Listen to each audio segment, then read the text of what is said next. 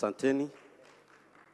Sasa niombe waheshimiwa mawaziri ambao watahusika na utiaji saini kuhusiana na hati ya makubaliano kuhusu masuala ya udhibiti wa magonjwa ya mifugo mipakani.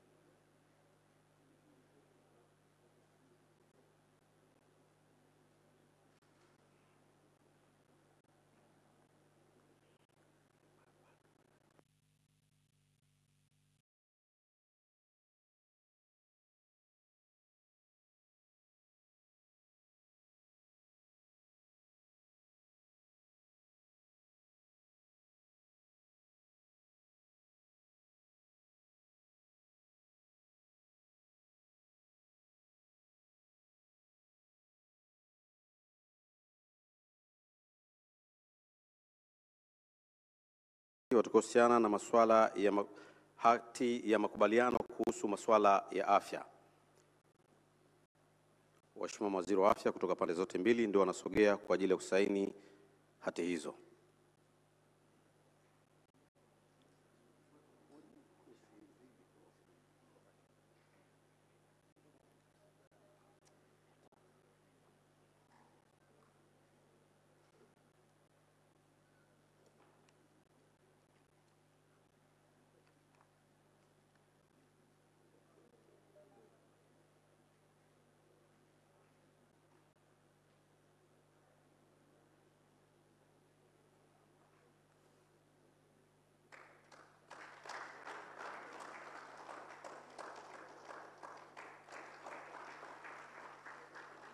Asanteni sana waheshimiwa mawaziri.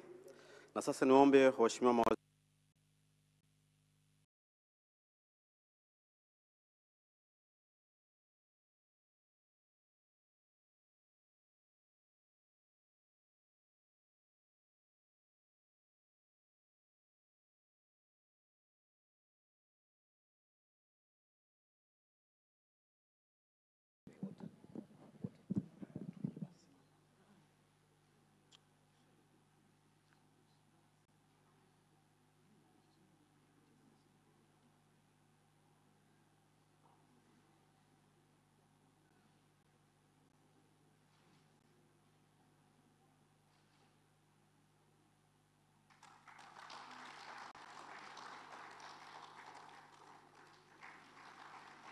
Asanteni sana waheshimiwa mawaziri.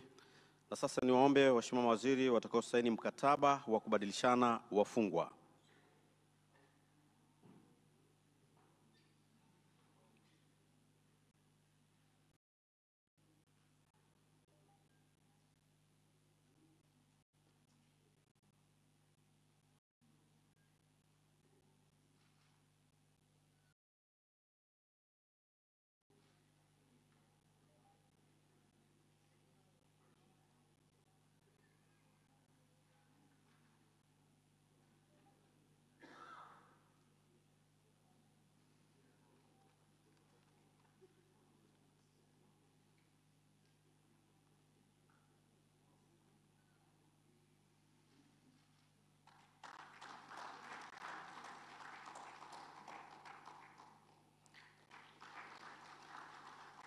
Asanteni sana waheshimiwa mawaziri. Na hati ya mwisho Mheshimiwa Marais ni hati ya makubaliano ya masuala ya uwekezaji.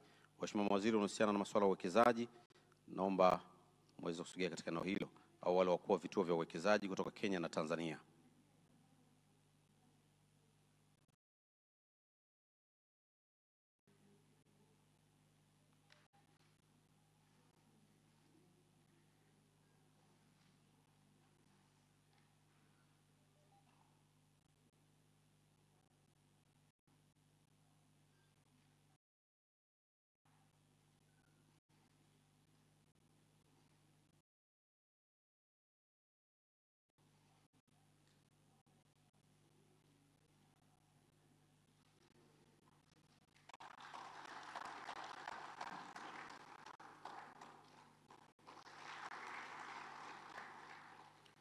Asanteni sana.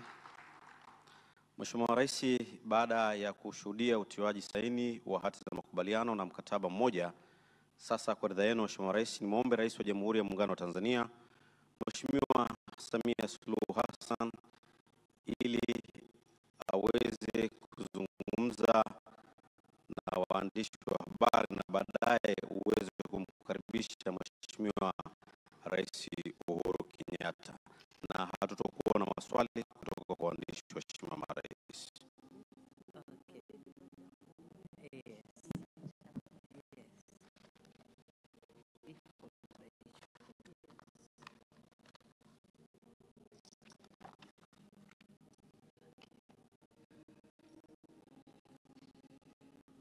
Mheshimiwa Uhuru Kenyatta, Rais wa Jamhuri ya Kenya, waheshimiwa mawaziri na viongozi kutoka Tanzania na Kenya mliopo hapa, waheshimiwa wakuu wa vyombo vya ulinzi na usalama, waheshimiwa mabalozi, ndugu waandishi wa habari, mabibi na mabwana, habari za mchana, na wasalimu kwa jina la Jamhuri ya Muungano wa Tanzania na Jamhuri ya Kenya. Kazi iendelee. Kenyans, hivyo ndo tunasema kazi iendelee. Ndugu waandishi wa habari, kama mnavyojua, tunaye hapa nchini mimi mdogo wangu, nyinyi kaka yenu, Uhuru Kenyatta, Rais wa Jamhuri ya Kenya, ambaye amekuja kwa ziara rasmi ya kiserikali. Tulikuwa naye jana kwenye sherehe za uhuru. Alikuwa ndio mgeni wetu rasmi kwa sababu alizaliwa siku hizo hizo za uhuru na jina akapewa Uhuru. Kwa hiyo tukaona ili kunogesha uhuru wetu, yeye awe mgeni rasmi kwenye sherehe za uhuru. Lakini pia mwenyewe atasema siku ile bendera ya Tanganyika inapandishwa, babake na mamake walitembea siku 3 kwa gari kutoka Kenya kuja Tanzania kushiriki hayo. Kwa hiyo tunashukuru sana, tuko naye hapa nchini, na leo hii kama ilivyosema yuko ziara ya kiserikali. Tumefanya mazungumzo mara 2, tuliteta mimi naye ndani, lakini tukafanya mazungumzo rasmi pamoja na mawaziri wetu, na nitakayosema ndio tumekubaliana. Lakini niwahakikishie kwamba tumefanya mazungumzo ya kiungwana sana na ya maelewano mazuri sana. Kwa hiyo kati ya mengi tuliyokubaliana, tulipitia kuangalia kwa ufupi hali zetu za uchumi, zote zinaridhisha.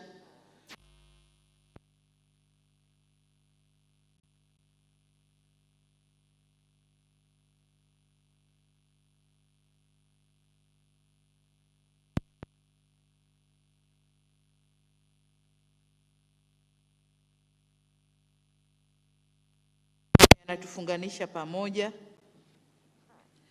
Kwa mipaka ya ardhini tunapakana zaidi ya mikoa 3, kule Horohoro Tanga na Manga, lakini pia Mara. Kwa tuna mipaka ya bahari ya Hindi na ziwa Victoria pia. Kenya ni ndugu zetu wa damu, kwa maana tuna makabila sawa kama Wajaluo, Wamasai, Wadigo, wa Kenya na wa Tanzania. Na hawa watu huwezi kutoa damu ya Mdigo ukasema hii ni damu ya Mdigo wa Kenya, hii ni damu ya Mdigo wa Tanzania. Zote ziko pamoja. Na Kenya ni watani wa jadi. Na kwa sababu ni watani wa jadi, wakati mwingine tunataniana mpaka tunaudhiana. Lakini hapa tunapoudhiana hatuthubutu kupigana hata siku moja. Tunaudhiana, tunavimbiana, kisha tunaambizana, bwana, hebu njoo tukae, kwani kitu gani? Si wewe uliniambia hivi? Hiyo tu. Iishe bwana, tunaendelea. Hiyo ndio Kenya na Tanzania. Kwa tunawashukuru sana sana. Lakini jingine, tunaungwa mkono vizuri sana tunaunganishwa na Kiswahili. Leo mazungumzo yote yamekwenda Kiswahili na ni kizuri kabisa. Leo tumetumia neno tunakwenda kuweka saini mikataba. Hatukusema tunaenda kuweka kidole mikataba. Tulipokuwa Kenya tuliweka kidole mikataba. Lakini leo wote tumesema tuna saini mikataba au makubaliano. So tumekwenda vizuri na tunakwenda vizuri sana. Na kama mnavyojua kwamba nashukuru Mheshimiwa Uhuru Kenyatta alinikubalia na hadi sasa nchi zetu zimefanikiwa. Wakati ule tulipokutana tulikuwa na vikwazo vingi vya biashara 64, lakini tukasema kwa kutumia majina yetu la kwake Uhuru, tukasema sasa ni uhuru wa kufanya biashara Kenya au Tanzania, na la kwangu Suluhu, sasa tutafute suluhu ya changamoto zinazotukabili ili tufungue na tuende. Mwenzangu alinikubalia, tukatumia majina, tumeondoa vikwazo 46 kati ya 64. Lakini faida yake ni kwamba kuna makuaji, ukuzi wa biashara. Tumetoka bilioni 885, sasa biashara yetu ni trilioni 1.1. Kwa hiyo kuna ukuaji mzuri wa biashara. Sasa kwa upande wa uagizaji wa bidhaa, Kenya iliagiza bidhaa ndani ya Tanzania, kutoka Tanzania zaidi ya mara 3 ukilinganisha na mwaka uliopita. Kutoka Tanzania kuingia Kenya zaidi ya mara 3. Na kwa upande wa Tanzania iliuza bidhaa kwenda Kenya zenye thamani kama hizo nilivyosema, kwamba urari wa biashara sasa uko katika level hiyo. Lakini la pili, ila tumebaini bado kuna changamoto. Nimesema kwenye 64 tumetoa 46, kwa tumetoa kazi kwa mawaziri wetu wa biashara waendelee kukutana na kuona zile zilizobaki ni zipi, tunaweza tukaziondosha vipi. Kama ni kubadilisha sera, kubadilisha sheria, twende huko, lakini tuondoshe biashara, tuondoshe vikwazo ili biashara iweze kukua. Kwa hiyo hilo tumelimalizia hapo. Lakini pia tulikuwa tumesema tupokutana Nairobi, tukawataka tume zetu za ushirikiano kukutana, na mwezi wa 8 mwaka huu walikutana, na kuna mambo mengi ambayo wameyafanyia kazi na tumekubaliana, na ndio maana leo tumesaini mikataba hii hapa kutokana na mkutano waliokutana tume yetu ya ushirikiano. Lakini mkutano ule pia ulijadili masuala mbalimbali katika maeneo ya siasa na diplomasia, ulinzi na usalama, pamoja na miradi ya pamoja ya miundombinu na uchukuzi. Pia walizungumza kazi inaendelea kufanywa. Punde hivi mtatuona tukiweka mawe ya msingi au kukubaliana katika miradi mikubwa ya miundombinu. Na ninaposema ya miundombinu ni pamoja na mabarabara, bandari na nishati pia. Lakini nyingine tulizokubaliana ni kuendelea na zoezi la kuimarisha mpaka ambalo tumelizungumza leo vizuri, na tumeacha kazi kwa mawaziri wanaohusika na sekta hiyo wakalimalizie, tusaini, tusherehekee kwamba tumeweka mpaka na alama zetu ziweze kuwekwa. Kwenye kikao chetu tumewaelekeza pia suala la kushirikiana katika mapambano dhidi ya COVID-19. Tumewaelekeza mawaziri wa afya na wamesaini hapa waende wakashirikiane, tulifanyie kazi suala hili, kwa sababu sote ni wahanga, sote tumepokea maradhi haya, lakini sasa wote tunafungiwa na kunyimwa haki pengine ya kutembea nje au watu kuwekewa mipaka kuja kwetu kutokana na maradhi haya. Kwa tumekubaliana tushirikiane katika kupambana na adui huyo. Swala jingine tulilozungumza ni kushirikiana katika sekta ya utalii. Kama mnavyojua, ekolojia ya utalii Kenya na Tanzania inafanana, ni moja, imegawanywa, tuna mipaka. Kwa tumesema mawaziri wetu wakae wazungumze, waone changamoto gani tunazo, vipi tutaziondosha, ili nchi zote mbili tufaidike kuleta watalii wengi zaidi na kupata mapato mengi zaidi katika sekta hiyo. Lakini katika sekta ya utalii, huko nyuma ndugu zetu wa Kenya walikuwa wanaona ndege hawa korongo wakiwa Tanzania, na pengine katika kutembeza watalii, mtalii alikuwa anauliza hawa ndege na wao hawakuwa wanao. Kwa hiyo inabidi mtalii aje sasa Tanzania kuja kumuona huyo ndege. Sasa ndugu zetu waliomba, na leo hii nina furaha kumkabidhi Mheshimiwa Rais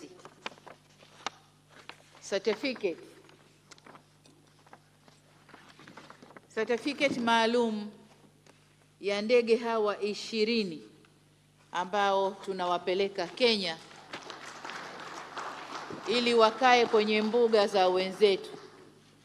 Ni 20, taratibu zikitimia watafika before Christmas. Mheshimiwa, iwe ndio zawadi yetu ya Christmas kutoka Kenya kwenda Tanzania. Kwa hii ni certificate. Asante sana.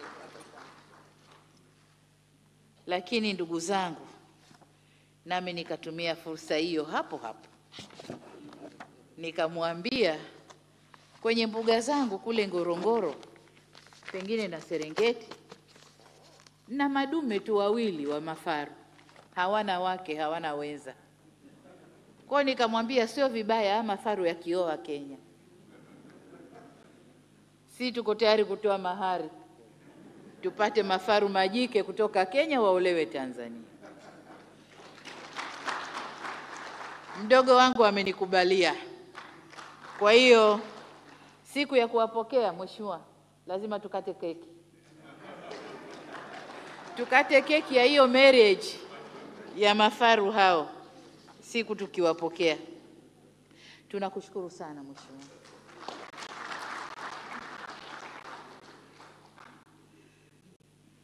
Hapa nimesoma vizuri hizi, wanasema Tanzania kuna korongo 4,000.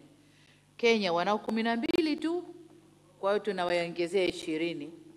We hope wako very fertile, watakuja kuzaa wengine wengi.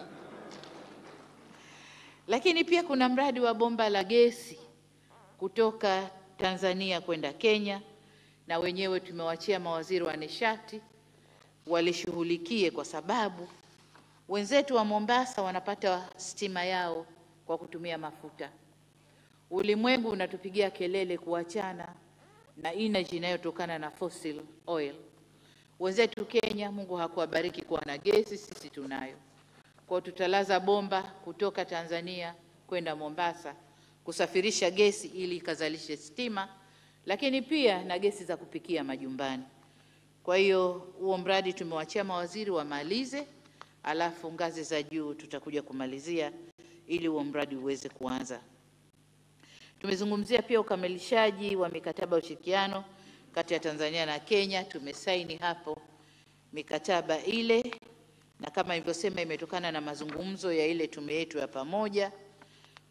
Kwa hiyo niwaombe mawaziri wetu, mausa wetu Tanzania na Kenya, this is a way to go. Whether tuko mimi na Uhuru au wapo wengine, hivi ndivyo tunavyotakiwa kwenda, ili nchi zetu hizi zinawiri na mataifa yetu yawe na sauti, yawe na nguvu ya kiuchumi. Tumekubaliana na Uhuru kwamba tutafute siku tukaweke mawe ya msingi kwenye ujenzi wa barabara zetu. Barabara inayotoka Bagamoyo kwenda mpaka Malindi. Hiyo ni barabara moja, ni corridor moja ya East Africa. Kwa hiyo sasa hivi wao wameanza, sisi tumeanza, lakini ziko kimya. Sasa ili ulimwengu ujue kwamba tuna miradi ya aina hiyo, tumekubaliana kutafuta siku twende tukaweke mawe ya msingi. Tutatafuta point moja, twende tukaweke jiwe la msingi ili ulimwengu ujue kwamba kuna hiyo corridor sasa inatengenezwa ndani ya ushirikiano wa Afrika Mashariki. Na alikuwa ananiambia nchi zetu hii ina corridor 3. Kuna corridor 2 juu, lakini pwani hakukuwa imeunganishwa. Kwa hiyo sasa tunaunganisha eneo la pwani, na hiyo ni maendeleo makubwa sana.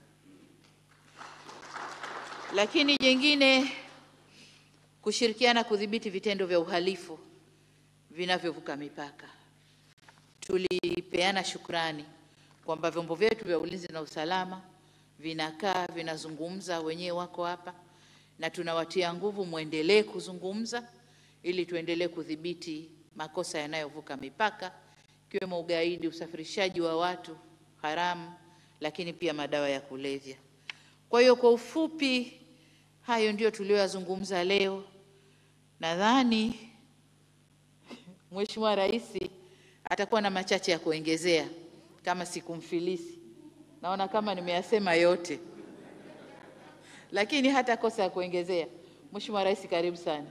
Asante. Asante sana Mheshimiwa Rais, na kwa ukweli umesema karibu yote. Kwa hivyo yangu mimi ni kuyataja tu yale ambaye wewe hungeweza kusema. Na ya kwanza ni kutoa shukrani zangu za dhati kwako wewe, kwa serikali yako na wananchi wa Muungano wa Tanzania kwa kutualika tuje tuweze kusherehekea pamoja nanyi siku ya uhuru, miaka 60 ya uhuru. Na vile umeeleza, imekuwa pia kwangu mimi binafsi siku maalum, kwa sababu mimi na Tanzania kwanza ni rika moja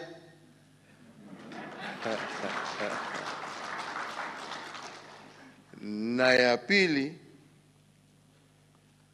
miaka 60 iliyopita mzee wangu pia alipata nafasi ya kuja kusherehekea pamoja na mwanzilishi wa taifa Mzee Julius Nyerere, kuja kuhudhuria sherehe yenyewe miaka 60 iliyopita. Kwa sababu hiyo kwangu mimi jana ilikuwa siku ya kihistoria na siku ambayo siwezi kuyasahau. Asante sana. Pia tumeweza kupata nafasi leo ya kuongea mambo kadhaa ambayo inahusu nchi zetu mbili, na tumekuwa na nafasi ya kujadiliana pamoja na Mheshimiwa Rais, na yale ambaye yeye mwenyewe ametaja ni mengi ya yale ambaye tumesema, lakini ya muhimu zaidi ya kusisitiza kwangu ni kusema ya kwamba yale yote ambaye tumepata nafasi ya kujadiliana pamoja, yote yahusu njia na mbinu ambazo tutatumia kuhakikisha ya kwamba nchi zetu mbili zitaweza kuendelea kuwa karibu hata zaidi, na sio tu karibu kijirani, karibu kindugu, karibu kibiashara, karibu kiutalii na mambo mengine tofauti tofauti, kwa sababu nchi zetu ni kama mapacha. Na vile Mheshimiwa Rais alikuwa anasema hapo awali, mazingara mengine yetu kule Kenya yategemea Tanzania, na mazingara mengine ya Tanzania yategemea Kenya. Tukiyaharibu upande zote mbili, tunaharibia wananchi wa upande zote mbili. Kwa hivyo ni muhimu kama viongozi tuwe tunajadiliana kwa njia ya karibu sana mambo ambaye inahusu nchi zetu, mambo ambaye inahusu wananchi wetu. Nataka nichukue pia fursa hii kumshukuru Mheshimiwa Rais, dadangu, kutoka wakati ulikuja ziara ya kirasmi Nairobi, na tukapata nafasi ya kujadiliana changamoto mbalimbali ambazo zilikuweko, ambazo zilikuwa zinazuia wananchi kufanya biashara yao kwa njia ya urahisi. Vile umesema, kutoka safari hiyo kuna vikwazo vingi ambayo yameondolewa ndani ya nchi zetu zote mbili, na kwa sababu hiyo tumeona biashara kati ya nchi zetu ikiwa imepanda zaidi ya karibu mara 6.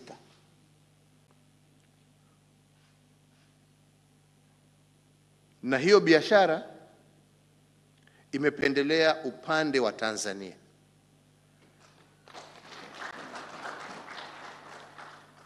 Kwa hivyo kufungua mipaka ama kuogopa kufungua mipaka ama kuogopa kufunga nchi zetu sio kitu ambaye inasaidia uchumi, ama sio kitu ambaye inasaidia kuondoa umaskini ule ambapo sisi kama viongozi tumeapa kuondoa.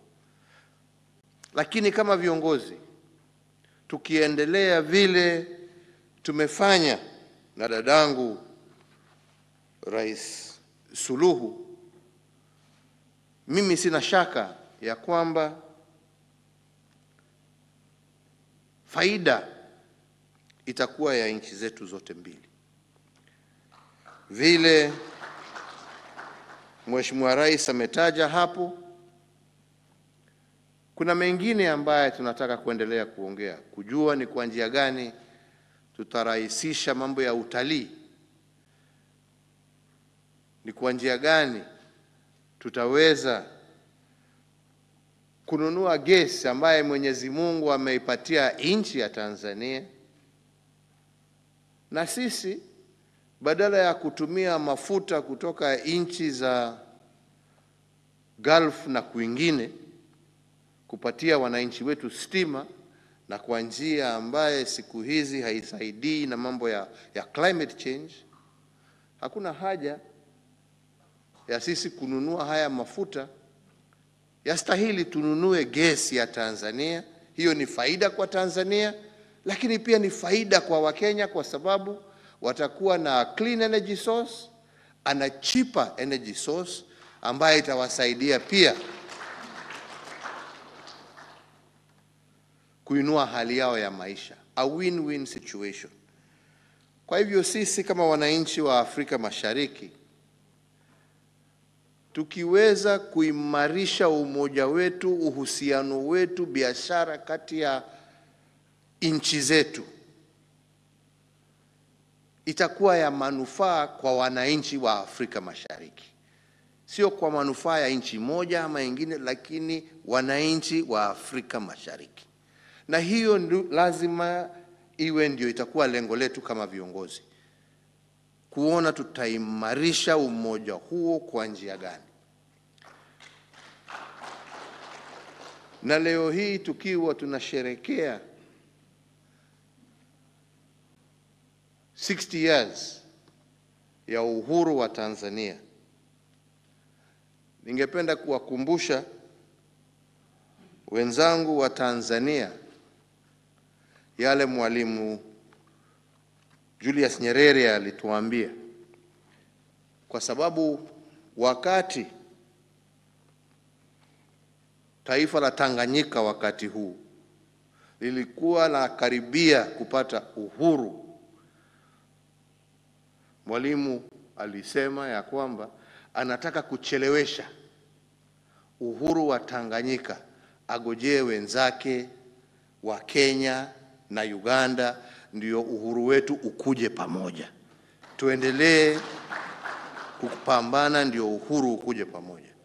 Na nia ya hawa wazee wote ilikuwa ya kwamba sisi ni watu wamoja, sisi ni kitu kimoja. Sisi ni kitu kimoja, na sisi kama viongozi baada ya miaka 60 sasa lazima tuweke kipao cha mbele umoja ya wananchi wetu. Tusiwe sisi kama viongozi ndio tutakuwa tunawekea wananchi wetu vikwazo.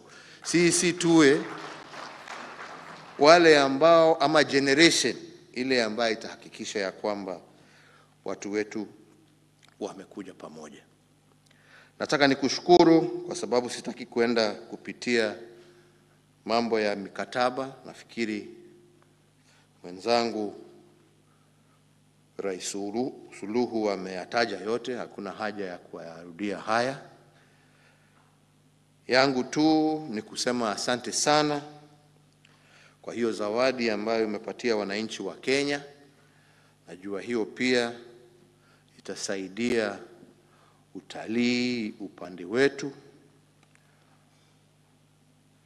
Wakati ulitembea, unakumbuka, tulikuwa tunacheka tukisema ya kwamba kuna hii migration ambaye inapita ambaye haipitii hawa wenzetu wa usalama.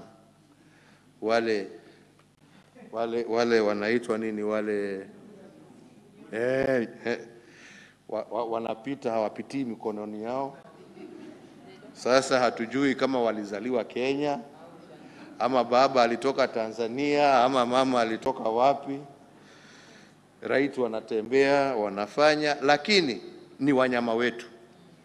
Na nashukuru kwa sababu ya vile umetusaidia kuchangia kuhusu hawa Rowan ambaye pia watasaidia kurestock hawa wanyama katika nchi yetu ya Kenya. Na mimi pia nimesema ya kwamba kama Kenya pia tumekubali request yako ya kuhakikisha na sisi pia tutarudisha mkono kwa kukupatia hizo rhino nyeusi. Tulikuwa unasema, mama alikuwa anasema anataka watalii wazungu lakini hawataki rhino weusi, hutaki rhino white. Hiyo anataka wazungu, hawa ndio wanaleta pesa. Lakini hawa wawe ni Waafrika. Waafrika watembelee Waafrika. Na hiyo harusi vile umesema, tutatafuta siku ya kuja kukata hiyo keki pamoja. Na ndio pia waweze kuendelea kuongezeka upande ya Tanzania. Na pia tutatafuta siku vile umesema ya kuja tukutane kwa mpaka kufungua hii line ya hii barabara ya mwisho, kwa sababu sasa upande ya Izebania, upande ya kanda ya ziwa tuko na hiyo mpaka hapo Izebania, hiyo iko katikati pale Arusha na Namanga, hapo tuko na mpaka na barabara ambayo inaunganisha upande huo.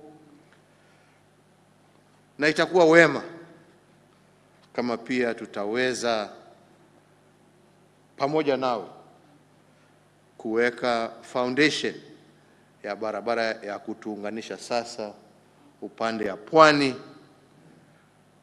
kuwezesha wananchi wetu ambao wamesema kwa njia ya ukweli kabisa ni majirani, ni mandugu, wawe na njia ya kuweza kutembea pamoja. Nitamalizia kwa kusema tunashukuru wenzetu ambao wanaongoza vyombo vyetu vya usalama kwa vile wanaendelea kushirikiana pamoja, na kusema ya kwamba vile tumekubaliana na Mheshimiwa Rais, tunataka huo uhusiano uendelee kuimarika. Tunataka kuhakikisha ya kwamba wananchi wetu upande zote mbili za mipaka wako na usalama wa kutosha, haswa wakati huu ambapo tunapigana na mambo ya ugaidi, ambapo tuko na shida mbali ambazo zinaletwa na shida ambazo ziko kule kwa the Horn of Africa, haswa hawa watu ambao ni illegal human trafficking ambaye inaendelea. Hiyo ni mambo mengine ambayo inatakikana tushughulikie, na pia vile tutasaidiana kuhakikisha kwamba tumepigana na mambo ya madawa ya kulevya ambayo inaharibu vijana na watoto wetu. Kwa hivyo, Mheshimiwa Rais, nimalizie tu kwa kusema asante sana kwa ukaribisho wako mwema.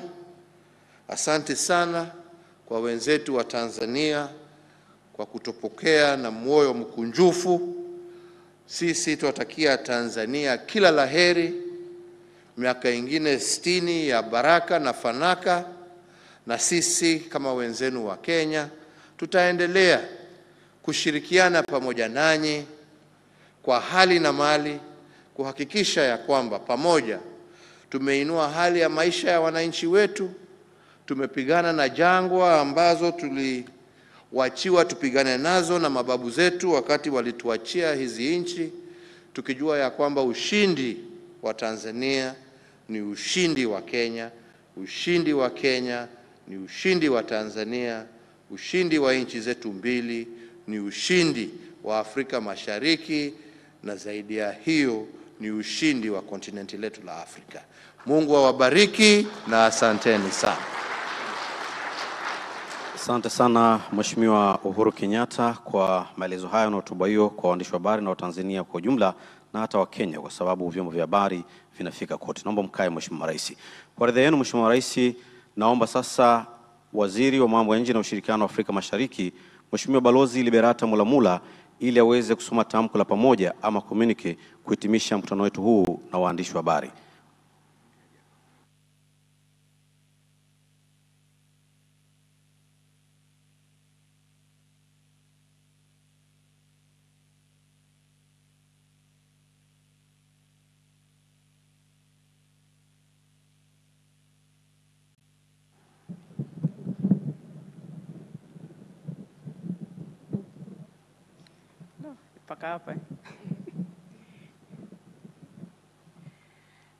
Your Excellencies, President Samia Suluhu Hassan of the United Republic of Tanzania, Your Excellency, President Uhuru Kenyatta, President of the Republic of Kenya, allow me, with your permission, to read out the joint communique on the occasion of a state visit of His Excellency Uhuru Kenyatta, President of the Republic of Kenya, to the United Republic of Tanzania. The visit took place from the 9th to the 10th of December 2021.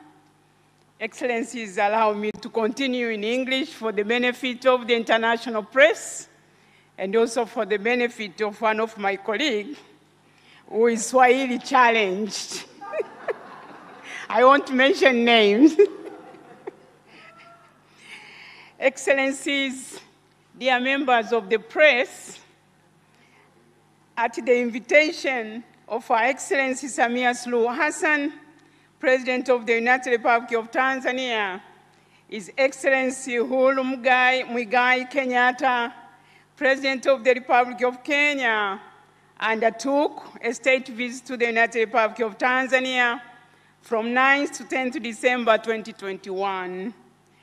The visit was geared towards taking stock of the progress made towards enhancing the bilateral relations between the two countries and exploring new avenues for cooperation following the state visit by Her Excellency Samia Suluhu Hassan to the Republic of Kenya, held in May 2021, this year. The heads of state were accompanied by delegations of ministers and senior government officials from the following key sectors: foreign affairs, regional cooperation, East African cooperation, lands and housing, trade and industry, energy, agriculture, transport and infrastructure, health and legal affairs. Her Excellency President Samia thanked His Excellency President Kenyatta for honoring our invitation to be the guest of honor at the celebration of the 60th anniversary of the independence of Tanzania mainland, which was celebrated yesterday on the 9th of December of 2021, and for accepting to undertake a state visit to Tanzania. President Kenyatta thanked President Samia for extending an invitation to him and expressed his gratitude to Her Excellency, to the government and the people of Tanzania for the warm welcome and excellent hospitality accorded to him and his delegation since their arrival in Dar es Salaam. President Kenyatta congratulated Her Excellency President Samia and the people of Tanzania on the 60 years of independence of Tanzania mainland and wished Her Excellency good health, long life, peace, and prosperity to the people of the United Republic of Tanzania. In addition, President Kenyatta reiterated Kenya's commitment to continue strengthening the bonds of fraternity, solidarity, and cooperation between the two countries. The two heads of state had high-level official talks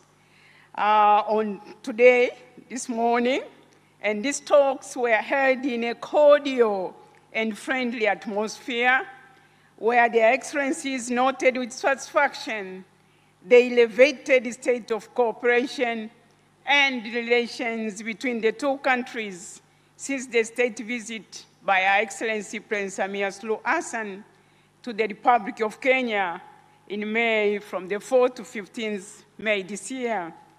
They further expressed the need to deepen cooperation in areas of mutual interest, including foreign relations, trade, urban development, agriculture, livestock development, mining, energy, health, transport and infrastructure, defense and security, tourism and immigration. On deepening bilateral cooperation between the two countries, the heads of state applauded the ministers for foreign affairs of the two countries for successfully holding the 4th session of the Joint Commission for Cooperation, JCC, from 28th to 25th August 2021 in Nairobi, Kenya, which was attended by various sectoral ministers, and urged the two leaders, urged the relevant sectors and agencies to expedite implementations of the decisions reached during that meeting. On trade, the two heads of state noted the increased volume of trade between the two countries. They lauded the ministers of trade from both countries for promptly convening the sector players who have successfully resolved 46 out of 64 non-trade barriers that were identified to hamper trade and investment between the two countries. They directed relevant authorities of both countries to resolve the remaining non-trade barriers in the shortest time possible.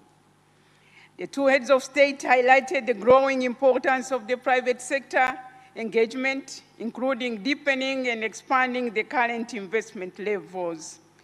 They reaffirmed their commitment to facilitate bilateral investments by putting in place measures to ease establishment of commercial enterprises in both countries.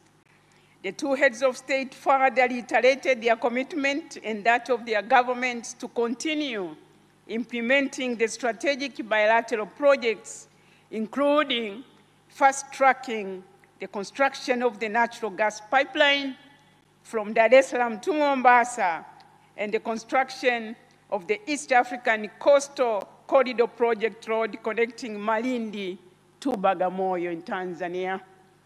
On health matters, the two presidents discussed the latest developments around the global response to the COVID-19 pandemic and the emergencies of the new Omicron variant.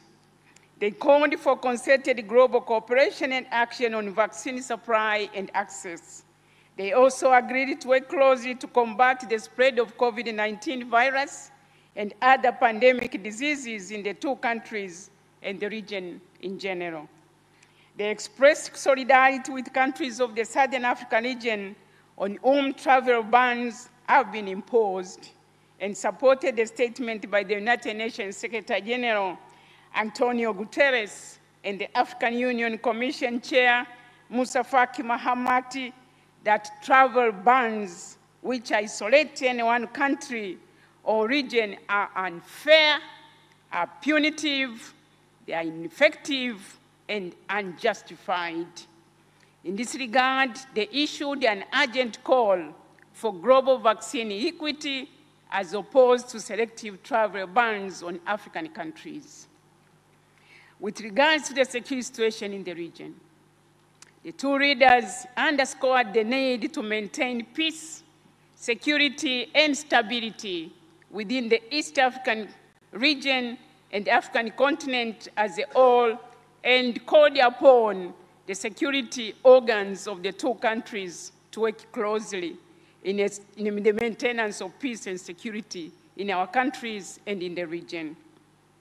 The two heads of state affirmed their commitment to promote people-to-people relations between the two countries. Her Excellency President Samia thanked the government of Kenya for granting relevant permits that enabled Air Tanzania Company to resume its flights from Dar es Salaam to Nairobi twice a day from 26 November 2021. And I understand some of the ministers from Nairobi traveled on Air Tanzania. In the same vein, His Excellency President Kenyatta thanked the government of Tanzania for granting permits to Jambo Jet Limited to operate scheduled international services to Tanzania. At the regional and international level, the two heads of state underscored the need to continue working together in championing the East African cooperation integration agenda and at multilateral forums to which Tanzania and Kenya are members to continue cooperating at that level. Her Excellency President Samia commended Kenya's active two-year representation to the United Nations Security Council and subsequently for the presidency of the Council in October 2021. Upon the completion of official talks, the two heads of state presided over the signing of one agreement on transfer of sentenced persons and 6 memorandum of understanding in the field of health, housing, and urban development, in migration, in animal health, in correctional services, and investment.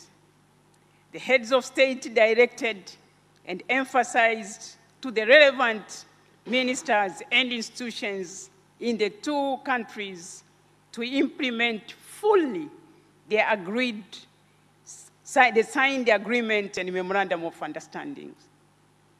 Her Excellency President Samia handed over to His Excellency President Uhuru Kenyatta a certificate of ownership of 20 roan antelopes, known in Swahili as korongo, from Tanzania, in appreciation of the excellent bilateral relations between the two countries and cooperation in the tourism sector.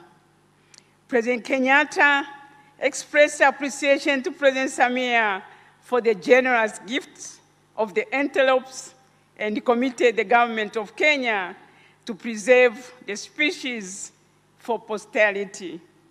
You also heard that there will be a reciprocal arrangement to get the female rhinos to Tanzania, and that the two presidents will preside over the cutting of cake when the rhinos, the female rhinos and the male rhinos meet. At the conclusion of the state visit, President Kenyatta expressed profound gratitude and appreciation to President Samia, to the government and the people of the United Republic of Tanzania for the warm reception and generous hospitality extended to him and to his delegation. And finally, Her Excellency President Samia Suluhu Hassan thanked His Excellency President Uhuru Kenyatta for undertaking the state visit to the United Republic of Tanzania at the time when President Uhuru is also celebrating his birth, 60 years of Uhuru. Their Excellencies applauded the friendly and sisterly manner in which the visit was conducted and reaffirmed their commitment to continue working closely in strengthening bilateral relations between our two countries. I thank you, Your Excellencies, for your attention. I thank you, the members of the press, my dear colleagues. Thank you very much. Asanteni sana. Na naomba uniruhusu Mheshimiwa Rais niwasalimu kwa jina la Jamhuri ya Muungano wa Tanzania. Asanteni sana.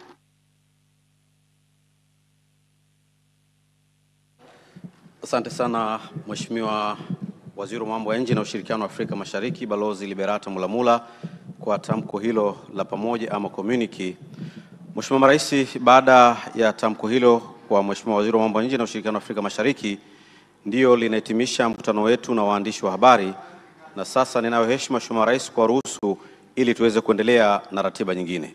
Asanteni.